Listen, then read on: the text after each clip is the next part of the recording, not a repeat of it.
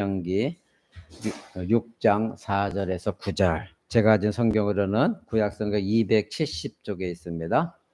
신명기 6장 4절에서 9절 찾으신 줄 알고 제가 여러분 앞에 읽어드립니다. 이스라엘아 들으라. 우리 하나님 여호와는 오직 하나인 여호와시니 너는 마음을 다하고 성품을 다하고 힘을 다하여 네 하나님 여호와를 사랑하라. 오늘날 내가 네게 명하는 이 말씀을 너는 마음에 새기고 네 자녀에게 부지런히 가르치며 집에 앉았을 때든지 길에 행할 때든지 누웠을 때든지 일어날 때든지 이 말씀을 강론할 것이며 너는 그것을 네 손목에 메어 기호로 삼으며 네 미간에 붙여 표를 삼고 또 네 집 문설주의 바깥문에 기록할지니라. 아멘. 또 우리가 그 뒤에 잠언서도 봅니다. 잠언서 1장 7절에서 9절. 잠언서 1장. 제가 가진 성경으로는 그 뒤쪽에 909쪽에 있습니다. 909쪽. 잠언서 1장 7절에서 9절. 구약성경 909쪽에 있습니다. 잠언서 1장 7절에서 9절 말씀. 다 찾으신 줄 알고 909쪽, 구약성경 909쪽에 있습니다. 제가 읽어드립니다. 여호와를 경외하는 것이 지식의 근본이오늘 미련한 자는 지혜와 훈계를 멸시하느니라. 내 아들아, 네 아비의 훈계를 들으며 네 어미의 법을 떠나지 말라. 이는 네 머리에 아름다운 관이요 네 목에 금사슬이니라. 아멘. 이제 우리가 지난 시간에 이어서 다 못했던 자녀들에게 무엇을 가르쳐야 할 것인가 두 번째 시간을 여러분과 함께 나누고자 합니다. 여러분들이 지난 시간에 기본적으로 여러분들의 자녀에게 가르쳐야 될 기본적인 내용이 하나님은 거룩하시기 때문에 우리에게 거룩함을 요구하신다는 거 가르쳐야 된다 말씀드렸고, 하나님은 죄를 미워하시기 때문에 죄에 대한 값을 원하시니 우리는 회개해야 된다 말씀을 드렸습니다. 그리고 우리는 죄인이기 때문에 하나님 앞에는 감히 설 수 없는 존재들이다. 그러기 위해서 우리는 예수 그리스도가 필요하다. 그리고 네 번째로는 우리의 자녀들은 죄인들이 영원한 죽음에서 벗어나기 위해서는 아무것도 할 수 없다. 우리가 해야 될 일은 없다. 우리는 무능력한 존재들이다. 이것을 가르쳐야 되고, 마지막으로 그러기 때문에 철저하게 하나님 앞에 회개하는 것을 가르쳐야 된다 말씀드렸습니다. 이것이 가장 기본적인 가르침입니다. 여기에 더하여서 지난주에 잠언서의 말씀을 가지고 하나님 여호와를 경외하도록 가르쳐라 이렇게 말씀을 드렸죠. 그래서 경외한다는 것이 무엇인가 여러분에게 설명을 드렸습니다. 그리고 두 번째로는 자녀들에게 너의 마음을 지켜라. 이 마음 지킨다는 것이 굉장히 어렵습니다. 마음을 지켜라 가르쳐야 되고, 부모에게 순종하라 가르쳐야 된다 말씀드렸고, 그리고 친구를 선택할 때 내가 주도적으로 하나님의 말씀을 가지고 친구를 선택하도록 하라. 이것에 대해서 말씀을 드렸습니다. 이제 오늘은 다섯 번째로 자녀들에게 가르쳐야 될 것은, 자녀들이 점점 자라나가고 있습니다. 요즘에 자녀들은 성숙도가 빠릅니다. 그래서 자녀들이 육체의 욕망을 다스리라고 가르치시기 바랍니다. 여러분도 다 경험하셨을 것입니다. 사춘기가 되어지면 이제 여러 가지 육체의 이상이 발견하기 시작하고 이제 이성에 대해서 관심을 갖기 시작합니다. 그렇기 때문에 여러분의 자녀들에게 그럴 때마다 육체의 욕망, 내 가운데 나오는 용수수 초오르는 그 성욕, 그 욕망을 다스리도록 가르치시기를 바랍니다. 여러분 그 뒤에 잠언 5장 22절 23절 한번 봅니다. 5장 22절 23절 이렇게 말합니다. 악인은 자기의 악에 걸리며 그 죄의 줄에 매이나니 그는 훈계를 받지 아니함을 인하여 죽겠고 미련함이 많음을 인하여 혼미하게 된다. 이렇게 말씀하고 있습니다. 자녀에게 치명적인 죄에 대해서 만약에 여러분이 가르치지 아니한다고 한다면 자녀들의 죄악이 자녀들을 맨다는 겁니다. 묶어버린다는 겁니다. 죄가 자녀들을 붙잡아 버린다는 겁니다.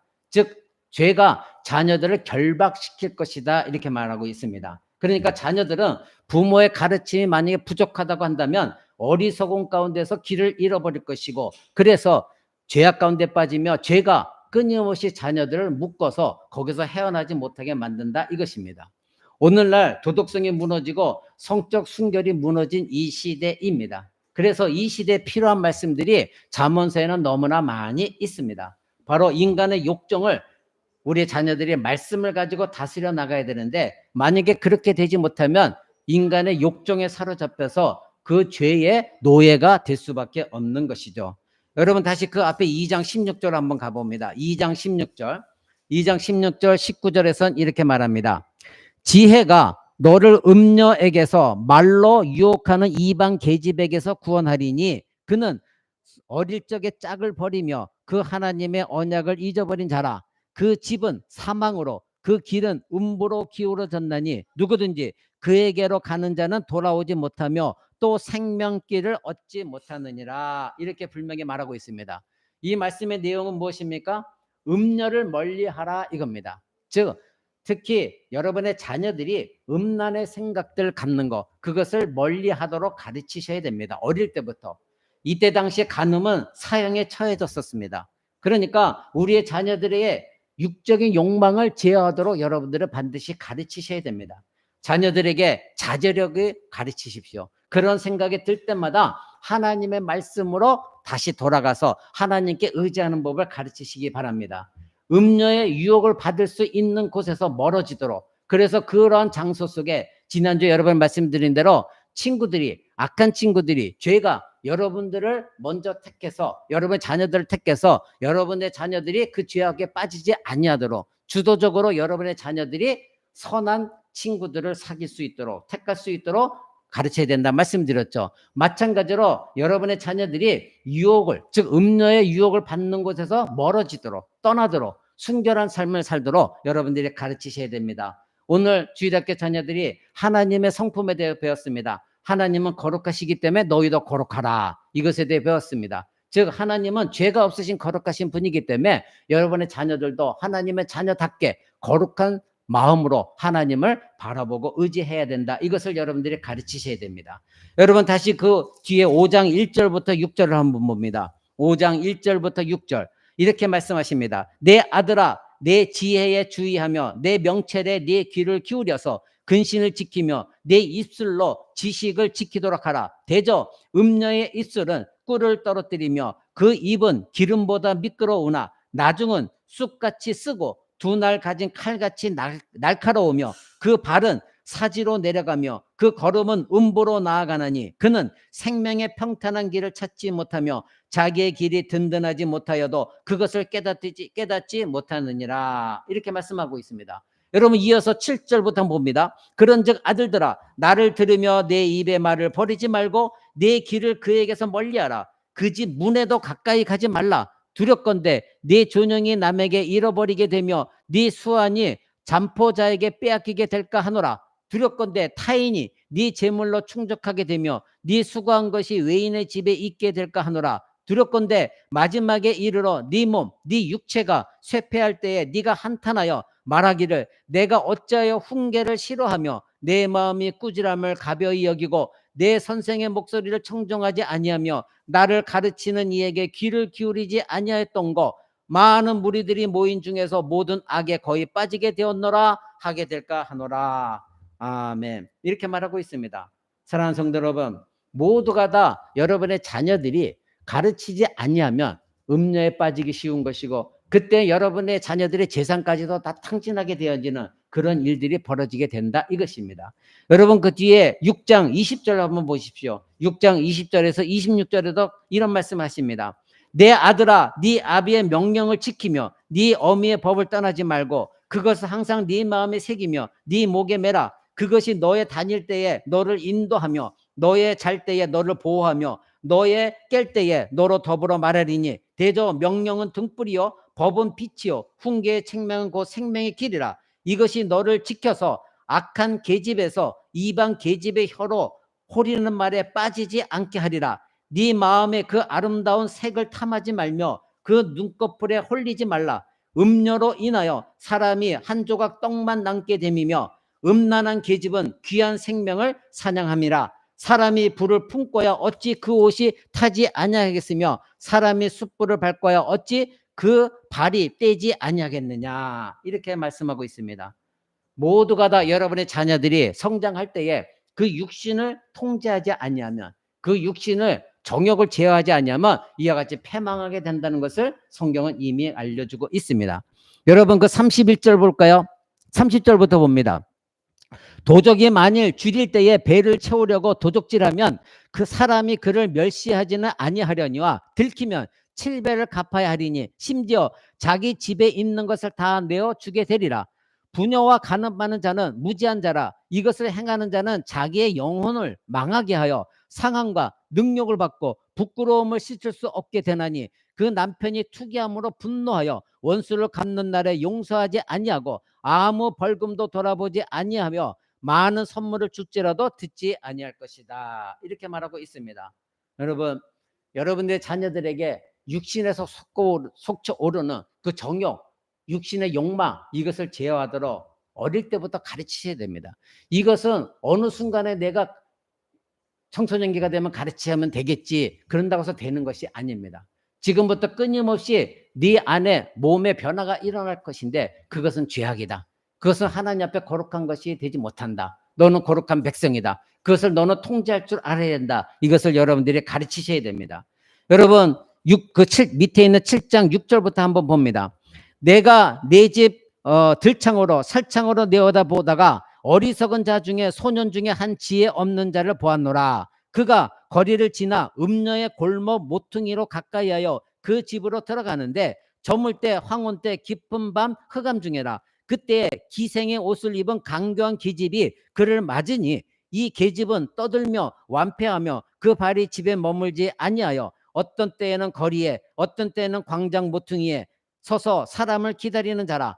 그 계집이 그를 붙잡고 입을 맞추며 부끄러움을 모르는 얼굴로 말하되 내가 화목제를 드려서 서원한 것을 오늘날 갚았노라. 이러므로 내가 너를 맞으려고 나와서 네 얼굴을 찾다가 너를 만났도다. 내 침상에는 화문요와 애굽의 문체에 있는 이불을 폈고 모략과 침향과 계피를 뿌렸노라. 오라 우리가 아침까지 흡족하여 서로 사랑하며 사랑함으로 희락하자. 남편은 집을 떠나 먼 길을 갔는데 은주머니를 가졌은즉 보름에나 집에 돌아오리라 하여 여러 가지 고운 말로 혹하게 하며 입술에 호리는 말로 꿰물어 소년이 곧 그를 따랐으니 소가 푸주러 가는 것 같고 미련한 자가 벌을 받으려고 쇠사슬에 매이러 가는 것과 일반이라. 필경은 살이 그 간을 뚫기까지에 이를 것이라.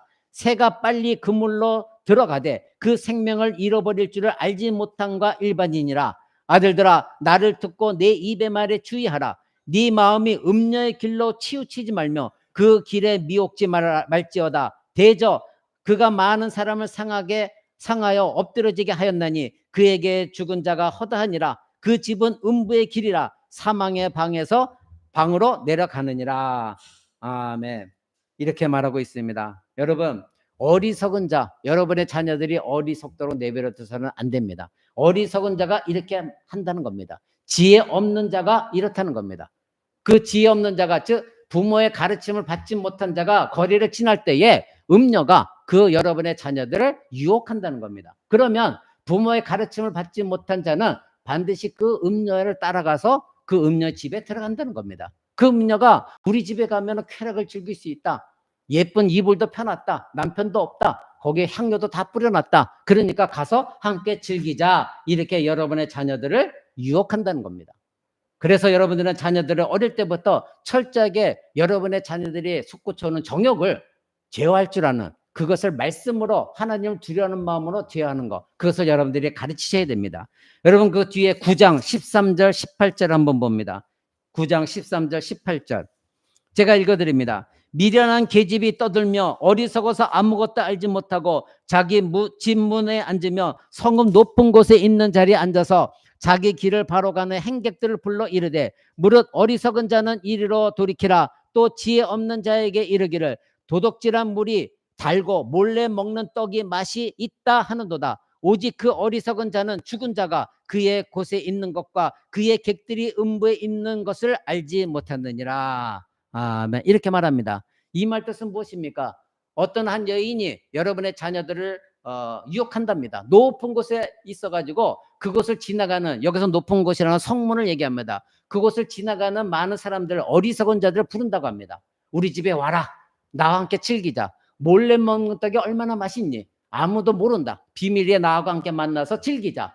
그러니 얼마나 맛있겠느냐. 쾌락을 누리자. 이렇게 유혹한다는 것입니다. 그래서 여러분 자녀들에게 철저하게 가르쳐야 된다는 겁니다. 그러한 꿀처럼 떨어지는 달콤한 말, 즉 기름칠한 입술의 말로 여러분 자녀를 유혹할 때마다 하나님을 생각하고 그래서 그 하나님의 거룩하심처럼 나도 거룩해야 된다. 그것을 물리칠 수 있는 것들로 물리치도록 여러분들이 가르쳐야 됩니다.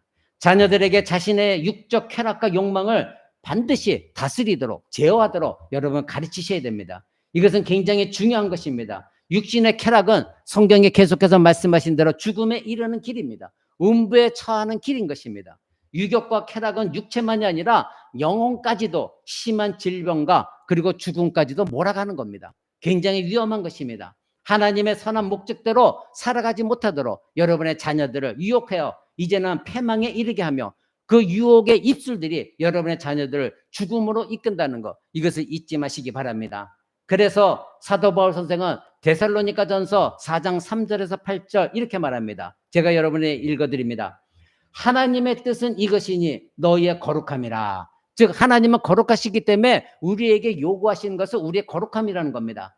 그러니 곧 음란을 버리고 각각 거룩함과 존귀함으로 자기의 아내 대할 줄을 알고 하나님을 모르는 이방인과 같이 세욕을 따르지 말고 이 일의 분수를 넘어서 형제를 해하지 말라. 이는 우리가 너희에게 미리 말하고 증언한 것과 같이 이 모든 일에 주께서 신원하여 주심이라. 하나님이 우리를 부르심은 부정하게 하심이 아니요 거룩하게 하심이니 그러므로 저버리는 자는 사람을 저버림이 아니요 너희에게 그의 성령을 주신 하나님을 저버림이니라.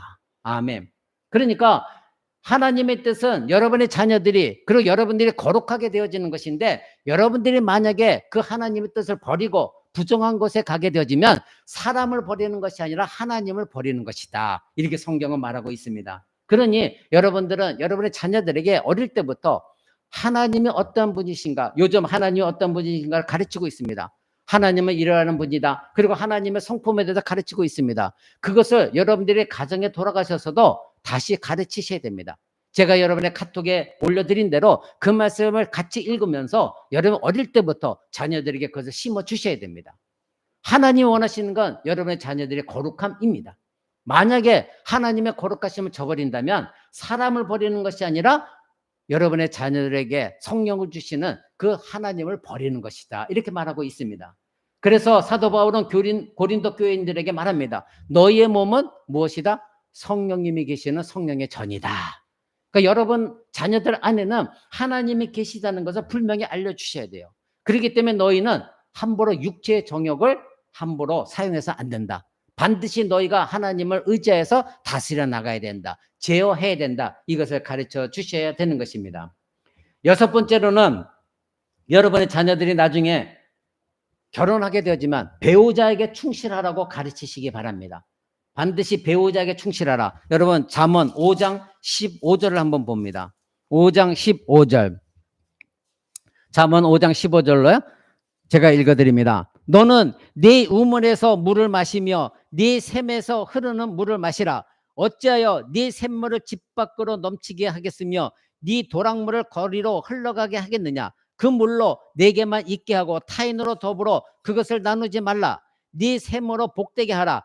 네가 젊어서 취한 아내를 즐거워하라. 그는 사랑스러운 암사슴 같고 아름다운 암노루 같으니 너는 그 품을 항상 족하게 여기며 그 사랑을 항상 연모하라. 이렇게 말하고 있습니다. 그러니까 이 얘기는 무엇입니까? 여러분의 배우자들을 귀하게 여기라. 그 배우자에게 충실하라. 이렇게 말하고 있는 것이죠. 이어서 봅니다. 19절 20절 내 아들아 어찌하여 음녀를 연모하겠으며 어찌하여 이방 계집의 가슴을 안겠느냐. 대저 사람의 길은 여호와의 눈앞에 있나니 그가 그 모든 길을 평탄하게 하시느니라. 악인은 자기의 악에 걸리며 그 죄의 줄에 매이나니 그는 훈계를 받지 아니함을 인하여 죽겠고 미련함이 많음을 인하여 혼미하게 되느니라. 즉 부모의 훈계가 없는 사람은 미련하고 어리석기 때문에 바로 이러한 죄를 쉽게 범할 수가 있다 이것입니다. 그러니 여러분들은 먼저 몸소 자녀들에게 뒷모습 속에서 부부가 서로가 부부에게 충실한 것을 보여줘야 되는 것이고 그랬을 때 여러분 자녀들에게 나중에 결혼했을 때에 배우자에게 서로 충실하라 이것을 가르치는 것이 여러분의 자녀들이 받아들일 수가 있는 것입니다. 오늘날 여러분들이 서로 부부가 충실하지 못한 가운데 내가 말로써만 자녀들에게 너는 결혼하면 배우자에게 충실해야 돼 이렇게 가르친다고 한들 여러분의 뒷모습 속에서 배우자에게 충실하지 못한 것을 보고 배운 자녀들은 여러분의 가르침 받았을 때는 엄마 아빠나 잘해 이런 반발심을 갖게 되어질 것입니다. 그러기에 먼저 여러분들이 지난 시간에 말씀드린 대로 자녀들에게 여러분의 뒷모습을 올바른 뒷모습을 보이십시오. 그러고 나서 이런 말씀을 가지고 자녀들에게 결혼 생활에 충실해야 된다 이것을 가르쳐 주시기 바랍니다. 잠언은 여러 곳에서 아내는 남편에게 하나님이 주신 선물이라고 말하고 있습니다. 그리고 아내는 남편에게 순종하라 이렇게 여러 곳에서 가르치고 있습니다. 그러기에 여러분의 아들들에게 아내를 장차 얻게 될 아내를 사랑하라 이렇게 가르쳐야 되고 딸들에게는 남편에게 순종하라 남편을 사랑하라 이렇게 가르쳐야 되는 것이 중요한 것입니다. 그리스도께서 교회를 사랑하신 것처럼 여러분도 여기 계신 남편은 아내들을 사랑해야 되는 것이고 아내도 자기 남편에게 복종하듯이 즉 교회가 그리스도에게 복종하듯이 복종해야 되는 것입니다. 그러기에 지혜로운 부모는 자녀에게 하나님을 경외심을 가르쳐야 되는 것이고 마음을 지키라고 가르쳐야 되는 것이고 부모에게 순종하라고 가르쳐야 되는 것이고 그리고 친구를 잘 선택해야 가르쳐야 되는 것이고 욕정을 제어하도록 가르쳐야 되는 것이고 배우자를 사랑하고 충실하도록 가르쳐야 되는 겁니다. 7번째는 말을 조심하라고 가르치시기 바랍니다. 언제나 사람은 말을 조심해야 됩니다. 내가 이미 뱉어낸 말은 주워 담을 수가 없는 것입니다. 잠언서 4장 24절을 봅니다. 4장 24절 괴유를 내 입에서 버리며 사곡을 내 입에서 멀리하라. 내 눈은 바로 보며 내 눈꺼풀은 네 앞을 곧게 살펴 네 발에 행할 척경을 평탄하게 하며 내 모든 길을 든든히 하라. 우편으로나 좌편으로나 치우치지 말고 네 발을 악에서 떠나게 하라. 이 말씀하시면서 먼저 말한 것이 무엇입니까? 바로 내 입에서 모든 악한 거, 왜곡되어진 거, 거짓된 거, 이 모든 것을 버리라 이렇게 말하고 있습니다. 즉 구부러진 것을 내 입에서 버려라. 삐뚤어진 말들을 네 입에서 멀리 하라라. 즉 진리만을 얘기할 것이지 다른 말을 하지 말라. 상스러운 말을 하지 말라. 거짓말하지 말라. 진리만을 말하라. 이렇게 가르치라는 것입니다. 여러분 그 밑에 5장 2절을 보십시오. 근신을 지키며 네 입술로 지식을 지키도록 하라. 입술로 무엇을 지켜라? 지식. 하나님의 지식의 말씀을 지키도록 가르치라는 겁니다. 즉 너의 입술은 지식만을 전해야 되는 입술이지 거짓말하거나 왜곡하거나 다른 말을 해서는 안 된다 이렇게 말하고 있습니다. 그 뒤에 6장 12절을 한번 봅니다. 6장 12절 불량하고 악한 자는 그 행동에 게으란 입을 벌린다. 즉 불량한 자, 악을 행하는 자들은 언제나 그 행동과 함께 그 입술이 뭐하다? 괴율, 거짓된 거, 왜곡된 말을 하게 되어 있다 이렇게 말합니다. 그 밑에 14절 보십시오. 그 마음의 패역을 품으며 항상 악을 꾀하여 다툼을 일으키는 자다. 즉 마음에 항상 패역을 품는 거. 예수님도 말씀하셨죠. 마음에 품은 것을 입으로 말한다. 그래서 마음에 패역을 품으며 항상 악을 꾀하는 것을 말로 통해서 다툼이 일어난다 이렇게 말하고 있습니다. 만일 여러분들이나 여러분 자녀들이 거짓말쟁이라고 한다면 기만적인 말을 계속한다면 문자 그대로 여러분의 자녀들 자신이 파멸의 씨앗을 뿌리고 있는 것과 같은 것입니다. 그러기에 우리는 이 입을 함부로 놀려서는 안 되는 것입니다. 여러분 그 뒤에 잠언 10장 11절 한번 보시기 바랍니다. 10장 11절입니다. 의인의 입은 생명의 샘이라도 악인의 입은 목을 머금었느니라. 독을 머금었느니라. 이렇게 말합니다. 자, 의인의 길, 즉 하나님을 두려워하는 사람들의 입은 생명을 담고 있다 이겁니다. 생명의 샘이라는 겁니다. 샘은 끊임없이 솟아나오는 것이 생명의 샘인 것이죠. 그런데 악인의 입은 잔뜩 그 입에 독을 머금고 있다 이것입니다. 생명의 샘은 생명을 살리는 것이지만 독은 사람을 죽이는 것입니다. 그 뒤에 13절 보십시오. 명철한 자의 입술에는 지혜가 있다. 즉 의인의 입, 하나님을 섬기는 자들의 입은 생명의 샘이고 그런 사람들은 명철한 지혜로운 자인데 그들의 입술에는 언제나 지혜가 있다는 겁니다. 그러나 악인의 입, 하나님을 알지 못하는 그 입에는 언제나 독을 머금고 있습니다. 14절 보십시오. 지혜로운 자는 지식을 간직하거니와 미련한 자의 입은 멸망에 가까우니라. 미련한 자, 어리석은 자, 하나님 말씀이 없는 사람들의 입은 멸망에 가깝다는 겁니다. 언제나 멸망당할 말만 한다 이것입니다. 18절 보십시오. 미움을 감추는 자는 거짓된 입술을 가진 자요, 중상하는 자는 미련한 자다. 미움을 감춘다는 게 무엇입니까? 마음속으로는 그 사람 누구를 대상을 미워하고 있는데 겉으로는 아닌 척하면서 여러 가지 많은 거짓된 입술로 호린다는 겁니다. 그래서 좋은 말만 한다는 겁니다. 그런데 그 마음에는 언제나 미움이 가득하다는 겁니다. 그리고 중상하는 자는 미련한 자다 이겁니다. 남을 중상 모략하는 자, 이런 사람은 어리석고 미련한 자다, 이렇게 분명히 말하고 있습니다. 19절 보십시오. 말이 많으면 허물을 면키 어려우나 그 입술을 제어하는 자는 지혜가 있다. 말을 많이 하는 사람은 언제나 실수를 하게 되어 있습니다. 여러분 주변에도 말을 많이 하는 사람들이 있죠. 꼭 필요한 말이 아니라 이 말 저 말 서두도 없이 많은 말을 하면 마치 자기 자신이 그 모든 스트레스 푸는 것처럼 착각하는 사람이 있어요. 근데 성경은 말하기를 말이 많으면 허물을 면키 어렵다는 거예요. 왜냐하면 그 말할 때 실수가 반드시 있다는 겁니다. 그러니까 자기 입술을 제어하는 자는 지혜가 있다는 겁니다. 할 말만 하고 함부로 다른 사람과 함께 말을 섞어서도 안 돼요. 예를 들어서 여러분이 누구 한 사람이 남을 욕한다고 했을 때 거기에 동의하고 동참하면서 맞아 그렇지 그것은 어리석은 사람입니다. 지혜가 있는 사람이 아닙니다. 하나님 백성은 그렇지 못합니다. 오히려 지혜 있는 사람은 자기 입술을 제어할 줄 아는 사람입니다. 말하고 싶은 것이 있어도 때로는 입술을 닫아야 됩니다. 말하고 싶은 것이 있어도 언젠가는 하나님 뜻대로 되겠지 하면서 하나님께 간구하는 입술이 되어지는 것, 그 사람이 자기의 입술을 제어하는 사람입니다. 그 사람이 지혜로운 사람입니다. 여러분의 자녀들도 마찬가지입니다. 여러분의 자녀들에게 화가 나서 말할 때가 있을 것입니다. 그럴 때마다 한 번쯤 입을 제어할 줄 알아야 됩니다.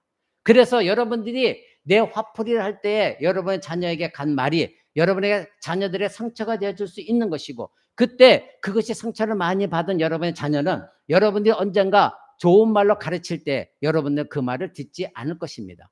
그러기에 여러분 입술을 제어하는 여러분들이 되셔야 되는 것이고, 또한 마찬가지로 여러분의 자녀들에게도 내가 생각나는 대로 말할 것이 아니라, 말을 많이 한다고 해서 내가 누구에게 인정받는 것이 아니라 말을 많이 하지 않냐고 듣는 자가 되어져야 되는 겁니다. 그래서 성경은 말합니다. 듣기는 빨리 해도 말하기는 더디하라, 이렇게 분명히 말하고 있습니다. 그러나 대부분 사람들이 듣는 것은 너무나도 더디합니다. 듣기를 싫어합니다. 근데 말하는 것은 너무나 빨리 말합니다. 그저 내가 말하고 싶어서 안달이 납니다. 그러나 성경 그렇게 말하고 있지 않습니다. 말이 많으면 허물을 면하기 어렵다. 여러분, 저도 다른 사람과 대화를 할 때 말이 많은 사람들을, 그 사람들을 만나게 됩니다. 그러면 그 사람들의 허물을 저는 방금, 즉 빨리 그 사람들의 허물이 무엇인가를 저는 알 수가 있는 것이죠. 여러분, 말을 많이 하는 거 좋은 것이 아닙니다.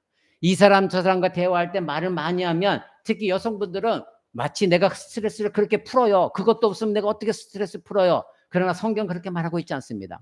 여러분들이 믿지 않는 사람들과 남편 욕도 하고 자식 욕도 할 때 그 사람들은 같이 맞장구 치면서 좋다고 얘기할지 모르나 돌아가서는 저런 바보, 자기 남편을 저렇게, 자기 자식을 저렇게, 이렇게 여러분들 비방할 것입니다. 그러니 여러분들은 말이 많으면 허물을 명키 어렵다는 이 성경의 말씀을 받아들이십시오. 그리고 여러분 스스로가 그 입술을 제어하십시오. 그리고 여러분만이 아니라 여러분 자녀들에게도 이것을 반드시 가르치셔야 됩니다. 여러분, 그 뒤에 20절, 21절을 보십시오. 의인의 혀는 순은 같으나, 즉 의인의 혀는 은처럼, 순결한 은과 같습니다. 의인의 입술은 많은 사람을 양육한다. 여러분들이 그런 입술을 갖고 있다면 많은 사람들, 아니 많은 사람까지 갈 것도 없습니다. 여러분의 자녀들을 잘 양육할 수가 있습니다. 31절 보십시오. 의인의 입은 지혜를 내어도 패역한 혀는 배임을 당할 것이다. 하나님으로부터 패역한 혀, 그 혀는 배임을 당할 것입니다. 의인의 입술은 기쁘게 할 것을 알거늘 악인의 입은 패역을 말합니다. 즉 의인이 말하는 것은 다른 사람들을 기쁘게 한다는 겁니다. 그런데 악한 사람들의 입은 다른 사람을 패역한 가운데 이끌어준다 이것입니다. 지금 잠언이 말하는 것은 모든 것이 악인의 말과 선한 하나님 백성들의 말과 대조되는 것을 말하고 있습니다. 그러니 이것은 무엇의 문제입니까? 지혜의 문제입니다. 내가 지혜가 있느냐 아니면 지혜가 없이 어리석은 자냐, 이것의 문제다 이것입니다. 지혜는 반드시 행동으로 나오게 되어 있습니다. 저와 여러분이 지혜롭다면 지혜로운 행동이 나올 것이고 지혜로운 말이 나올 것이고 여러분의 생각도 지혜로운 생각을 하게 될 것입니다. 의인의 입술은 그래서 많은 사람을 가르친다 이렇게 말하고 있습니다. 여러분이 지혜롭게 말하고 지혜롭게 생각하고 지혜롭게 행동하고 그리고 자녀들에게 지혜롭게 하라 이렇게 가르친다고 할 때 여러분의 자녀들도 지혜롭게 말하고 지혜롭게 생각하고 지혜롭게 행동하게 될 것입니다. 그러니 지혜로운 자의 입술은 생명나무와 같은 것입니다.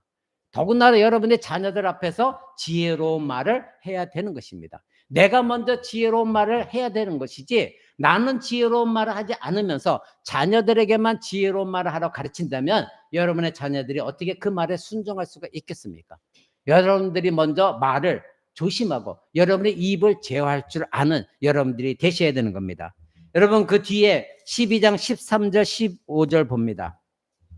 13절 12장 13절 악인은 입술의 허물로 인하여 그물에 걸려도 의인은 환난에서 벗어나느니라. 사람은 입의 열매로 인하여 복록을 촉하며 그 손에 행하는 대로 자기가 받느니라. 미련한 자는 자기의 행위를 바른 줄로 여기나 지혜로운 자는 권고를 듣느니라. 이렇게 말하고 있습니다. 여러분 악인은 자기 입술로 허물만을 말해요. 그래서 자기가 말한 것으로 인해 그물에 걸려든다 이겁니다. 그렇죠? 여러분 이것은 여러분들의 삶의 경험 속에서 많이 일어난 일일 것입니다. 자기가 말한 것에 자기가 걸려들 때가 많이 있을 것입니다. 그러나 의인의 입으로 말한 것은 모든 것이 복이 있습니다. 그 복에 족한 것이 의인의 말입니다. 그리고 자기가 손으로 행한 대로 자기가 받는 것입니다. 자기가 나는 저 사람 때문에 내 남편 때문에 내 아내 때문에 이것이 아닙니다. 모든 것이 자기가 행한 대로 자기가 받는 거예요. 남 핑계 될 것이 결코 없습니다. 그런데 미련한 사람은 언제나 남 핑계를 댑니다. 그리고 자기의 행위가 언제나 옳다고 여깁니다. 그러면서 남이 잘못됐다고 말합니다. 그러나 오늘 지금 읽은 말에서 미련한 자는 자기의 행위가 바른 줄로 알고 있으나 지혜로운 자는 하나님의 권고하는 말을 듣는다 이것입니다. 그러니까 지혜로운 자 어리석은 자 여러분들이 오늘 이 말씀 들을 때 지혜로운 자는 언제나 들을 줄 알아요. 듣기에 빨리 합니다. 그러나 말하는 것은 더디합니다. 근데 어리석은 자는 듣지를 않으니까 자기가 행위가 옳은지 그른지도 몰라요. 그래서 자기가 행위가 옳지 않음에도 불구하고 내가 하는 행위는 언제나 옳아 이렇게 착각하고 있으니 그 사람은 미련한 자다 이것입니다. 여러분 그 22절에 뭐라고 되어 있습니까? 뒤에 22절 한번 봅니다. 22절에 보니까 거짓 입술은 여호와께 미움을 받아도 진실이 행하는 자는 그의 기뻐하심을 받느니라. 아멘.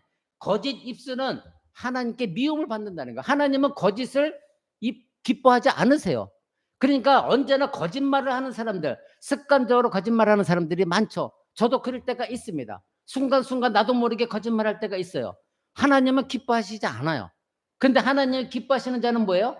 진실하게 행하는 자. 진리로 말하고 진실하게 진리의 말씀대로 행하는 자를 하나님 기뻐하신다는 겁니다. 그러나 반대는 무엇입니까? 어리석은 자의 입은 언제나 패역한 거예요. 우매한 거예요. 강포한 거예요. 원수 맺는 일만 해요. 악한 말만 나와요. 분쟁과 그런 사람이 있는 것은 언제나 분쟁과 파멸만 있어요. 사람과 사람 사이에 갈등만을 일으킵니다. 여러분 그런 사람들 주변에 있죠. 그런 사람이 한 사람이 있을 때마다 언제나 화합은 없어요. 화목은 없고 언제나 갈등만 있게 되어집니다. 그러기에 여러분들은 여러분의 자녀들에게 어릴 때부터 올바른 말, 지혜로운 말 하도록 여러분 가르치시기 바랍니다. 에베소서 4장은 이렇게 말합니다. 우리 잠깐 신약으로 한번 돌아가 봅니다. 에베소서, 여러분들 에베소서 강의를 들으셨는데 에베소서 4장을 이렇게 말합니다. 29절입니다. 에베소 4장 29절. 제가 가진 성경은 신약 성경 314쪽에 있습니다. 에베소서 4장 29절. 제가 읽어드립니다. 무릇 더러운 말은 너희 입 밖에도 내지 말고 오직 덕을 세우는 데 소용되는 대로 선한 말을 하여 듣는 자들에게 은혜를 끼치게 하라. 하나님의 성령을 근심하게 하지 말라. 그 안에서 너희가 구속의 날까지 인치심을 받았다. 이렇게 말씀하고 있죠. 여러분 잘 보십시오. 더러운 말은 입 밖에도 내지 말라. 오직 너희가 행할 것은 덕을 세우는 것이다. 선한 말만 하는 것이다. 그래서 듣는 자에게 어떻게 하라? 은혜가 끼치게 하라. 하나님의 선한 말씀을 했을 때에 은혜를 끼치게 하라. 너희가 더러운 말을 하면 어떻게 한다? 성령이 슬퍼하신다. 성령을 근심하게 한다. 여러분 안에는 성령님이 계신데 여러분들이 더러운 말을 입 밖에 계속 내고 거짓말을 하고 왜곡된 말을 하고 악한 말을 한다고 한다면 여러분 안에 계신 성령님이 슬퍼하신다. 이렇게 말하고 있는 것이죠. 여러분 그 뒤에 31절 32절 한번 봅니다.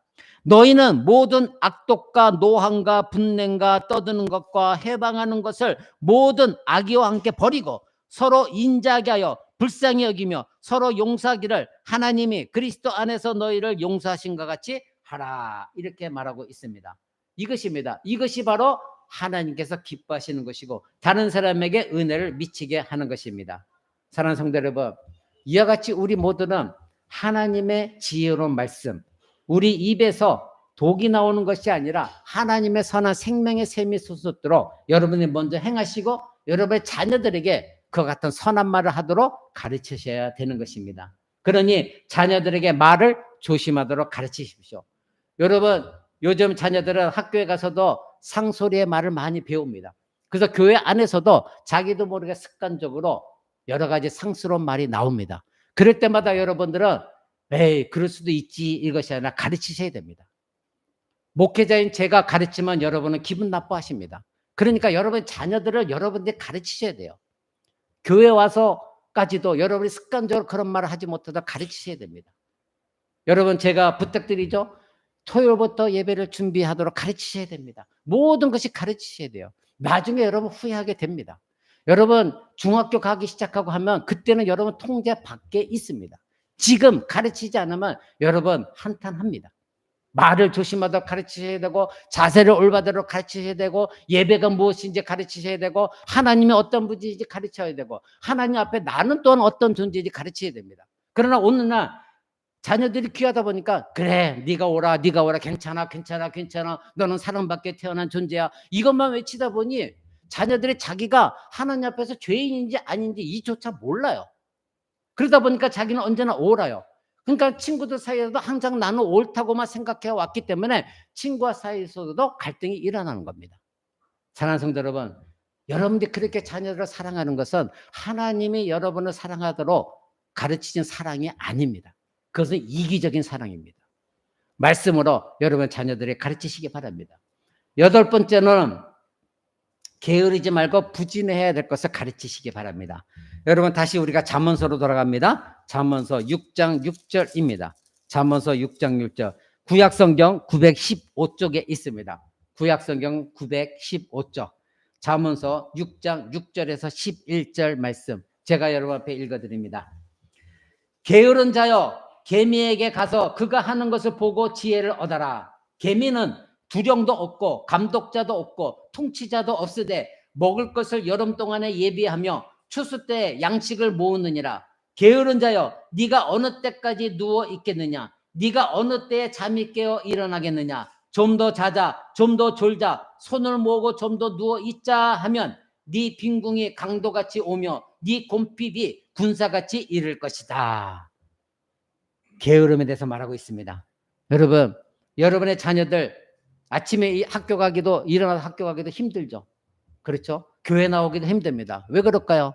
밤늦게까지 여러분 자녀들 시간 허비하도록 내버려두면 그 다음날 너무나 힘듭니다.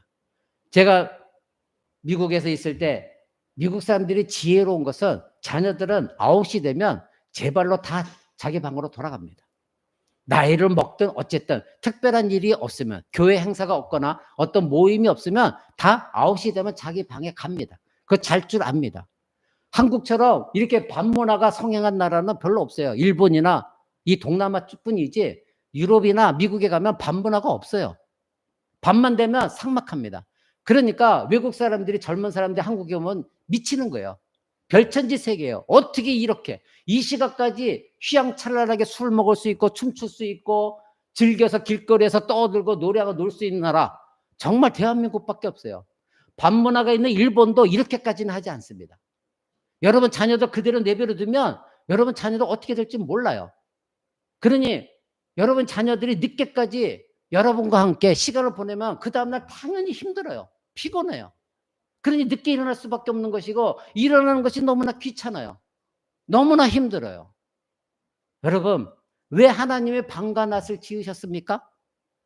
해가 지면 쉬라는 거예요. 안식하라는 거예요. 육체를 쉬게 하라는 거예요. 그러나 오늘 대한민국은 밤이 되면 더 난리가 납니다. 이게 잘못된 겁니다. 여러분의 자녀들 부지런하지 못하다고 책망할 것이 아니라 일찍 자는 습관을 들이시기 바랍니다. 여러분부터가, 그래서 제가 누차 말씀드리는 게 부모부터가 밤 문화를 청산하십시오. 부모부터가 밤에 이리저리 다니면서 친구들 사귀고 술 먹고 뭐하고 여러분 자녀들이 여러분의 모든 모습을 보면서 아, 저렇게 밤늦게까지 술 먹어도 되는 거구나. 저렇게 밤늦게까지 친구들과 밤에 어울려도 되는 거구나. 이것을 스스로가 배워나가요. 여러분들이 가르치고 있는 거예요. 그것을 돌리려면 수 없는 가르침, 말로서 수 없는 가르침 너무나도 힘듭니다. 여러분이 보여주는 행동 하나로 인해서 자녀들을 가르칠 100마디 1000마디 해도 여러분이 가르치는 몸으로서 행위로 보여주는 거, 그것이 따라잡을 수가 없어요. 여러분 밤 문화를 청산하시기 바랍니다. 여러분의 자녀들에게 올바른 뒷모습을 보여주시기 바랍니다. 그리고 나서 이렇게 해라 저렇게 해라 하나님 말씀을 가르쳐야 되는 것이지, 여러분의 자녀들 직접 데리고 다니면서 밤 문화를 청산하지 못하면서 그 다음날 여러분들이 일찍 일어날 수가 없는 것이고 여러분의 자녀들이 흔쾌하게 건강하게 일어날 수가 없는 거예요. 그러니 여러분의 자녀들을 게으를 수밖에 없는 것이죠. 아침에 해가 떴으면 일어나야 되는데 일어나지 못하는 거예요. 사랑하는 성도 여러분, 자녀들이 어릴 때부터 자녀들이 해야 될 일 미루지 말게 하시고 자녀들이 마땅히 9시 되면 자야 된다는 거, 이것을 가르쳐 줘야 되는 것이고 가르쳐 줘야 되는 것이고 아침에는 일찍 일어나야 된다는 거 가르쳐 주셔야 돼요. 사랑하는 성도 여러분, 게으른 사람은 항상 변명거리가 많습니다. 무엇 때문에, 이것 때문에, 저것 때문에, 누구 때문에, 언제나 이유가 많아요. 여러분과 대화할 때도 보면 여러분들 대부분이 그런 사람들이 많아요. 누구 때문에, 누구 때문에, 이것 때문에, 저것 때문에, 저 사람 때문에 많은 변명거리가 있어요. 여러분 그래서는 안 돼요. 게으른 것도 마찬가지입니다. 누구 때문이 아니라 자기 때문이에요. 오늘 지금 잠언사가 말하는 게 뭐예요? 개미를 보라는 거예요. 개미를 보아라. 개미는 두목도 없다. 근데 서로가 일찍 여름에 겨울에 양식을 준비하라고 저렇게 열심히 양식을 준비하고 있다. 창고에 가둬두고 있다. 여러분 게으른 사람은 복권을 사기 위해 얼마든지 돈을 쓰지만은 굶주림, 빈곤, 실패를 면하지 못합니다. 게으른 사람은 어떻게 하면 한탕 얻을까, 이것에만 관심을 갖고 있지 내가 열심히 무언가를 노력해서 내 이 궁핍함을 피해보겠다 이런 생각을 가지지 못한다는 것입니다. 그들은 추수하는 동안 일하지 않고 그리고 잠을 사랑하기 때문에 그렇습니다. 침대에 붙어 있기 때문에 그렇습니다. 그리고 가치 없는 전혀 무가치한 일들에만 몰두하고 있기 때문에 그런 사람들은 게으른 사람이다 성경은 말하고 있습니다.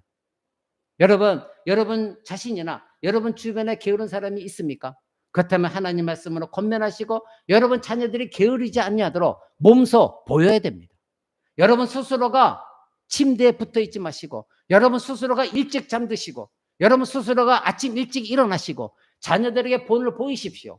자녀들에게 너는 이러지 마 저러지 마 그러면서 자기 자신은 계속해서 그렇게 한다고 한다면 어찌 여러분의 자녀들이 올바로 성장할 수가 있겠습니까? 여러분들이 올바른 말씀을 가르친다 한들 여러분의 자녀들은 코웃음 칠 것입니다. 엄마 아빠나 잘해. 먼저 엄마 아빠부터 잘해.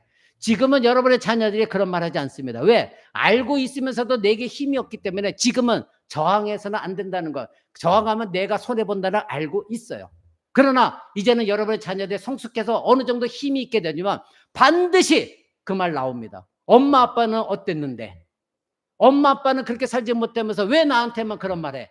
이제는 자기의 어느 정도 힘이 생기게 되어지면 반드시 여러분 부모에게 저항합니다. 그때 여러분 뭐라고 말할 것입니까? 얼마나 창피합니까? 얼마나 부끄럽습니까?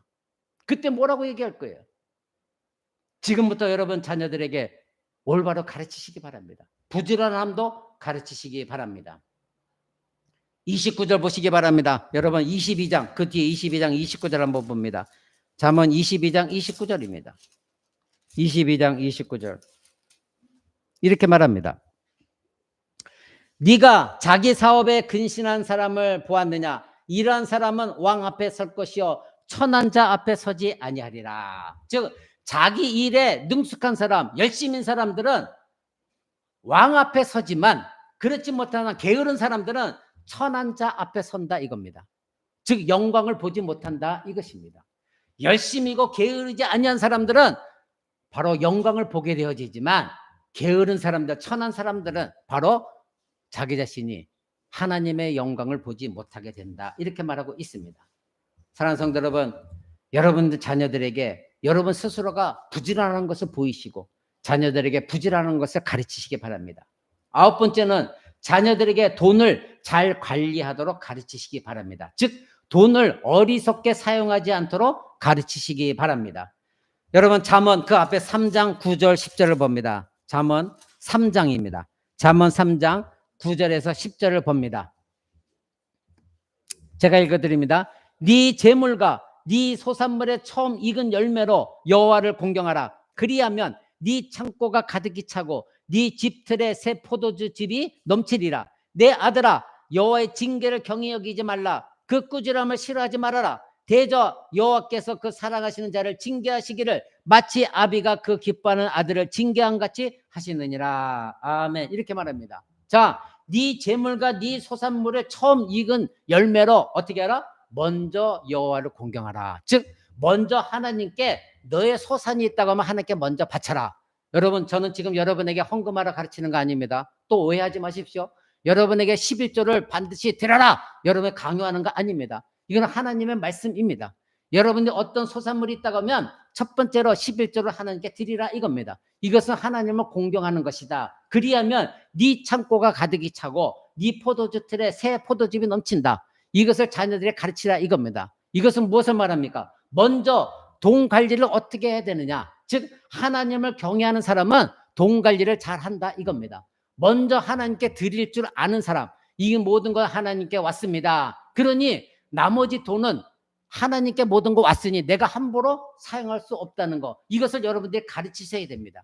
그러기에 하나님을 경외하는 법을 가르쳤다고 한다면 그 하나님을 경외하는 자는 내가 가진 모든 것들은 하나님 나에게 건강 주셨기 때문에, 나에게 직장을 주셨기 때문에, 내가 일할 수 있는 터전을 주셨기 때문에 내가 이 소산을 얻었으니 처음 것은 하나님께 드립니다. 나머지 것도 이것도 하나님이 주신 것이니 내가 함부로 쾌락 가운데 사용할 수가 없이 오직 하나님 기뻐하시는 곳에 잘 관리해서 사용할 줄 아는 그런 자녀로 여러분을 가르치셔야 된다 이것입니다. 그러니 어디서부터 시작합니까?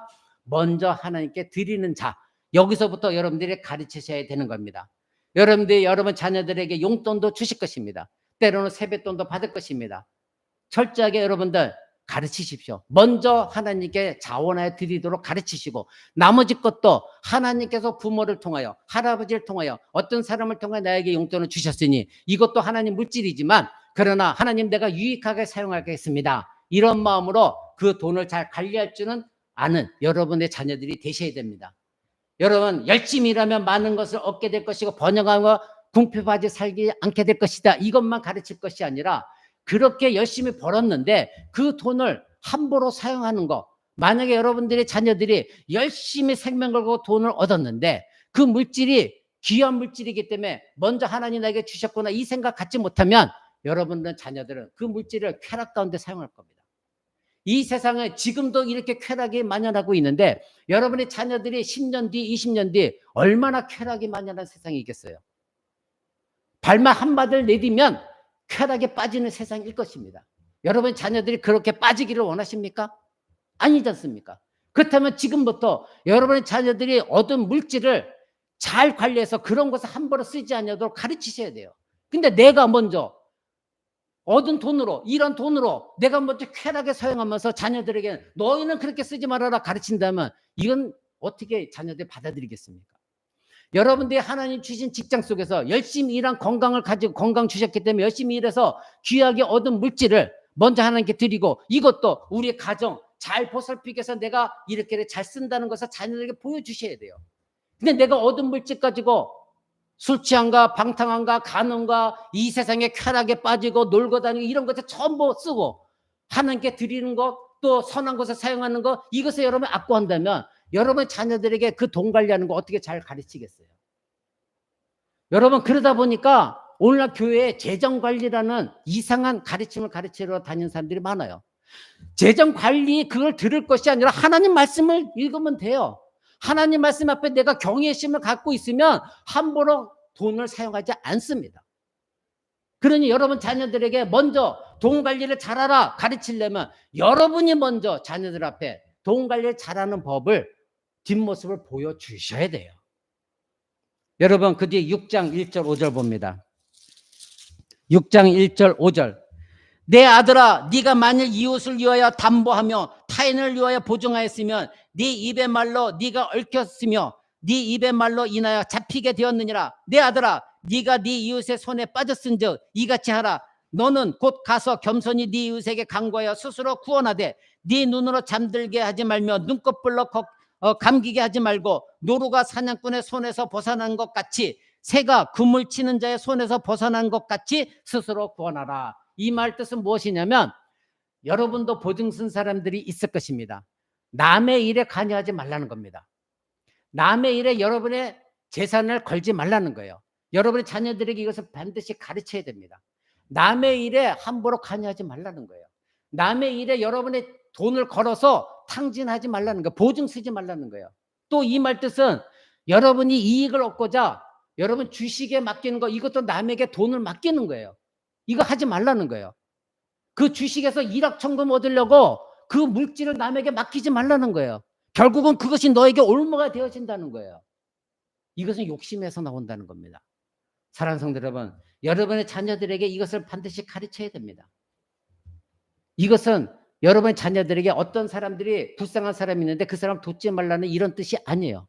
관대한 것을 금지하신 것이 아니라 여러분 자녀들이 어리석은 일을 하지 말라는 것이에요. 여러분 자녀들이 불쌍한 사람이 있으면 도와줘야 됩니다. 여러분은 자신의 재량에 따라 돈을 사용할 수 있고 누군가가 도움이 필요한 사람이 있다고 한다면 그 사람 도와야 돼요. 그러나 자기 자신의 돈을 어떤 유익 때문에 또 친구 관계 때문에 함부로 남에게 맡기지 말라는 거예요. 자기의 한탕주의 때문에 주식에 맡기거나 그리고 남의 친분 갖기 때문에 자기의 모든 물질을 그 사람을 위해서 보증 쓰는 일 하지 말라는 겁니다. 그러나 여러분의 주변에 불쌍한 사람이 있다면 그들을 도우라는 거예요. 사랑하는 성도 여러분, 여러분의 직분은 청지기 직분이에요. 하나님은 우리에게 말씀하셨어요. 성경은 청지기다. 즉 우리가 청지기다 말씀하셨어요. 하나님이 여러분이 주신 물질은 여러분의 물질이라고 생각하는데 기독교인들은 그런 생각을 버리셔야 돼요. 하나님이 여러분에게 맡기신 물질이에요. 그러면 청지기로서 그 물질을 사용할 줄 알아야 돼요. 그럼 여러분 자녀들에게도 너희는 하나님의 청지기다. 너희가 얻게 된 물질은 어렸을 때부터 너희 것이지만 너희가 열심히 일했으나 하나님이 허락해 주신 물질이기 때문에 너희는 청지기로서 이 물질을 함부로 사용해서 안 된다. 이것을 반드시 가르치셔야 됩니다. 자기 자신이 재정적인 의무를 가지고 자기 자신의 그 물질을 잘 관리할 줄 알아야 됩니다. 사랑하는 성도 여러분, 그리스도인들은 그래서 욕심 때문에 주식에 투자하거나 탐욕하는 것에 투기해서는 결코 안 됩니다. 더욱이 자기의 전 재산을 걸어서도 안 되는 겁니다. 성경은 게으르지 않고 부지런히 일하는 자를 하나님을 경외하는 자다. 이렇게 말하고 있지 않습니다. 부지런히 일하는 자가 하나님을 경외하는 자다. 저도 어떤 주변에 참으로 신실한 그리스도인이 있습니다. 근데 그분이 주식에 투자를 했어요. 그러다 보니까 이 사람은 정말 신실한 사람이에요. 근데 매일매일 관심 갖고 있는 게 어디예요? 주식이에요. 오늘 올랐을까 떨어졌을까 올랐을까 떨어졌을까. 그래서 그 부인이 하는 말이 그렇게 신실한 사람이 주식이 떨어지니까 막 짜증을 내고 화를 낸다는 거예요. 근데 주식이 올라가면 또 대범하다는 거예요. 여러분, 이것이 바로 투기입니다. 그래서 여러분 기독교인은 주식에 투자해서는 안 됩니다. 하나님이 정직하게 열심히 일해서 노동을 가지고 얻은 하나님 주신 물질의 청지기직을 감당하셔야 돼요. 내가 주식에 조금이나 투자한 사람은 매일매일 신문이나 그것을 바라보게 되어 있어요. 떨어졌나 안 떨어졌나. 떨어졌으면 화가 나요. 짜증이 나요. 분노가 나요. 안절부절해요. 이것은 하나님이 기뻐하시는 일이 결코 아닌 것입니다. 여러분 잠언 3장 9절 10절 다시 한번 봅니다. 3장 9절 10절. 네 재물과 네 소산물의 처음 익은 열매로 여호와를 공경하라. 그리하면 네 창고가 가득히 차고 네 집들의 새 포도즙이 넘치리라. 이거는 인간 저의 말이 아닙니다. 하나님의 말씀이고 하나님의 약속의 말씀인 것입니다. 여러분 이 하나님 말씀 여러분 절대 제가 여러분에게 헌금 강요한다 이 말씀 들으면 여러분의 은혜가 되어지지 않아요. 이것은 절대 깨달음이 되어지지 않아요. 하나님의 말씀인 것입니다. 여러분 그래서 잠언 13장 그 뒤에 13장 한번 봅니다. 13장 22절 봅니다. 13장 22절 제가 읽어드립니다.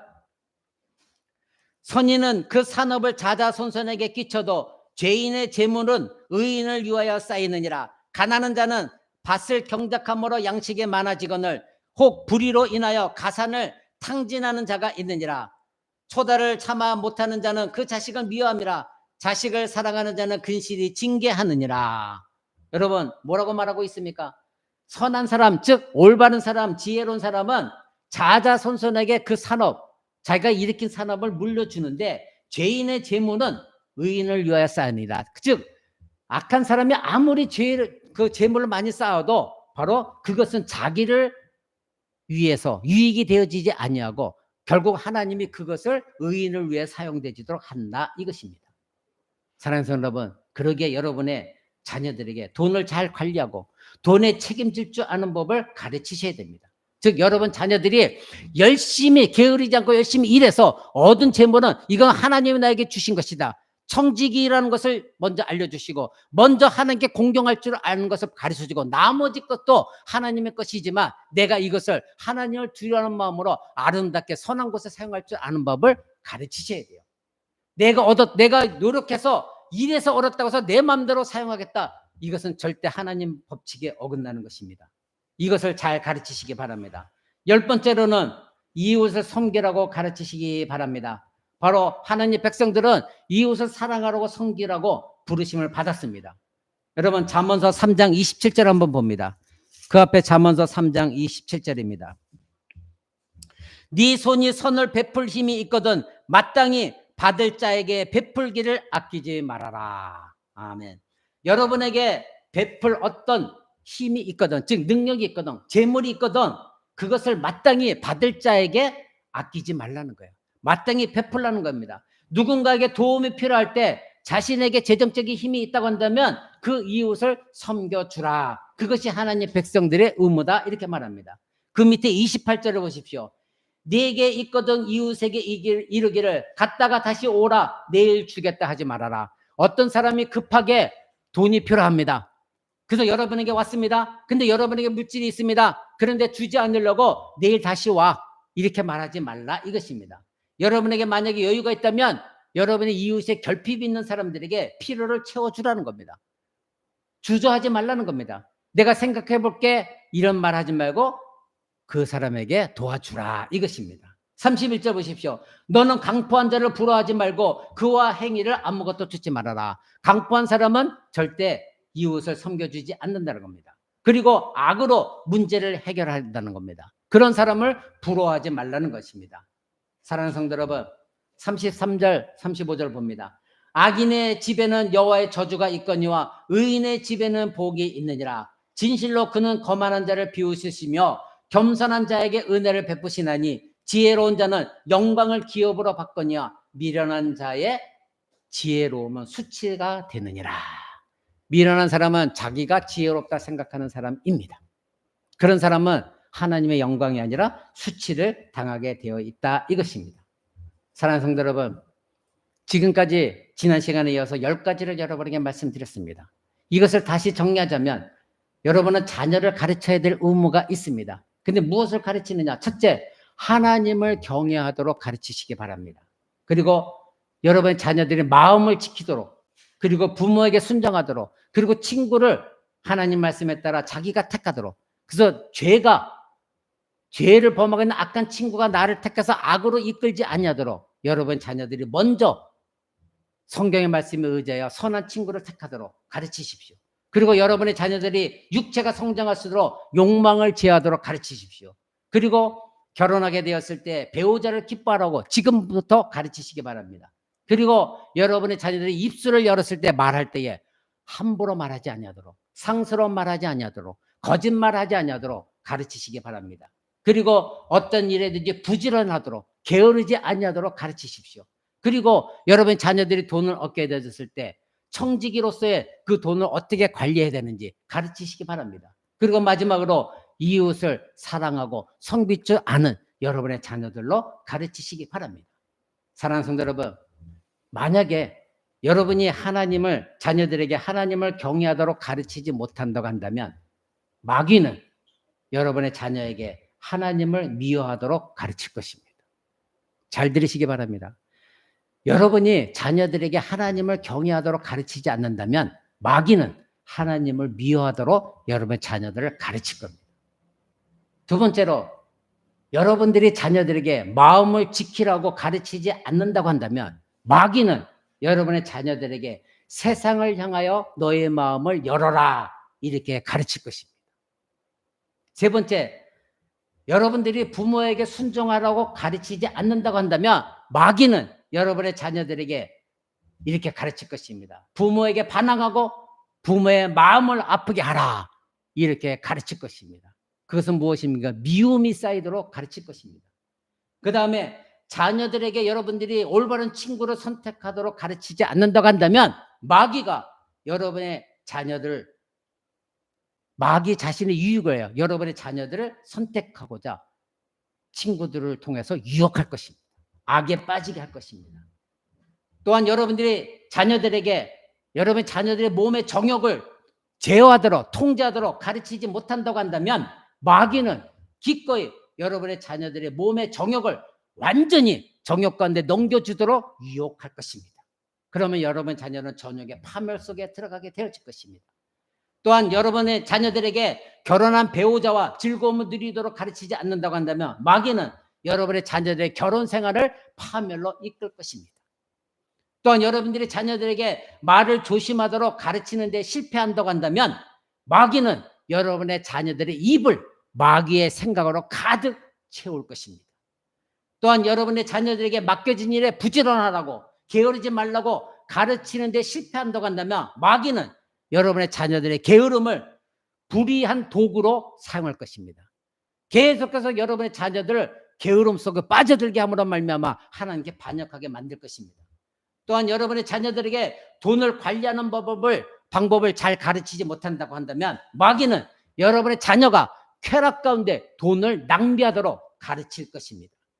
마지막으로 여러분의 자녀들에게 이웃을 사랑하고 섬기라고 가르치지 못한다고 한다면 마귀는 기꺼이 여러분 자녀들에게 자기 자신만을 사랑하도록 가르칠 것입니다. 자기 사랑에 빠지도록 가르칠 것입니다. 결국 그 끝은 패망입니다. 파멸입니다. 사랑하는 성도 여러분, 지난 시간과 오늘까지 잠언서의 말씀을 여러분에게 들려드렸습니다. 이 잠언은 다윗의 아들 솔로몬이 작성한 지혜서입니다. 근데 이 지혜서는 잠언에 나온 이 지혜서와 뒤에 나오는 전도서가 있습니다. 근데 이 솔로몬은 왕이었기 때문에 자기가 할 것 다 했습니다. 누릴 것 다 누렸습니다. 금은 모든 것이 풍성했고 그리고 수많은 후궁도 있었습니다. 모든 것을 만족할 정도로 이 세상의 모든 걸 다 가진 사람이었습니다. 그런데 마지막에 그가 깨달은 것이 전도서에 보면, 여러분 지금 잠언서 펴지고 잠언서 뒤가 전도서거든요. 전도서를 한번 봅니다.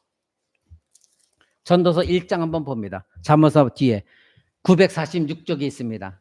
946쪽 전도서 1장, 전도서 1장 봅니다. 2절 봅니다. 전도자가 가로되, 이 전도자 솔로몬입니다. 솔로몬이 가로되 헛되고 헛되며 헛되고 헛되니 모든 것이 헛되도다. 여러분 지금 솔로몬이 말하고 있는 것은 자기는 모든 것을 다 누려봤습니다. 쾌락, 환난, 음란 다 누려봤습니다. 권력과 권세. 근데 마지막에 깨닫고 보니까 이 모든 것이 다 뭐다? 헛되고 헛된 것이다. 이것을 고백하고 있는 것을 우리는 보게 됩니다. 여러분 그 뒤에 2장 11절 보십시오. 2장 11절에 그 후에 본즉 내 손으로 한 모든 일과 수고한 모든 수고가 다 헛되어 바람을 잡으려는 것이며 해 아래서 무익한 것이다. 자기가 쾌락을 추구하면서 행했던 모든 것이 바람을 잡는 것과 같은 것이고 해 아래 아무 유익한 것이 없었다는 것입니다. 자기는 술도 먹어봤고 취해봤고 간음도 해봤고 권력도 누려봤고 다 하고 싶은 거 다 해봤습니다. 왕이었기 때문에. 그런데 때가 돼서 뒤돌아봤더니 다 헛되고 헛되고 헛된 것이었다.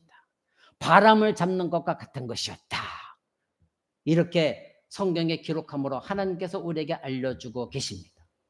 사랑하는 성도 여러분, 그래서 한 장 더 봅니다. 그 뒤에 12장 1절을 봅니다. 전도서 12장 1절 마지막에 이렇게 말합니다. 12장 1절 너는 청년의 때 곧 공관날이 이르기 전 나는 아무 낙이 없다고 할 해가 가깝기 전에 너의 창조자를 기억하라. 즉 이 말은 뭐냐면 너희가 죽기 전에 나이 들어서 이제는 늙었구나 하기 전에 청년의 때에 젊었을 때에 하루라도 젊었을 때에 무엇하라?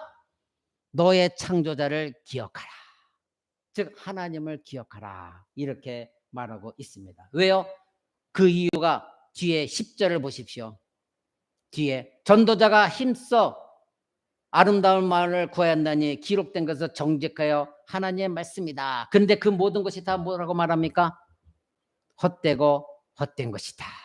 모든 것이 헛되다는 거예요.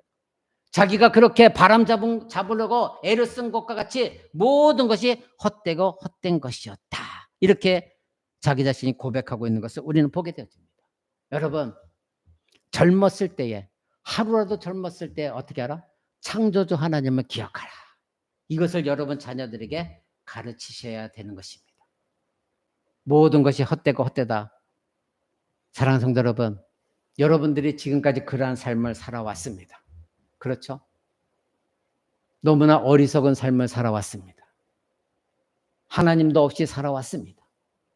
그러나 이제는 후회만 하고 있을 때가 아니라 이제는 지혜의 말씀을 들었으니 나는 그렇다 치고 이제는 내 자녀들에게는 나의 올바른 뒷모습을 보여줌으로 말미암아 내 뒷모습을 자녀들이 배우고 이러한 하나님의 말씀을 알려줌으로 말미암아 여러분의 자녀들은 헛되고 헛되더라는 그런 후회 없이 하나님의 백성답게 청지기로서 하나님의 자녀답게 살도록 여러분들이 가르치셔야 됩니다.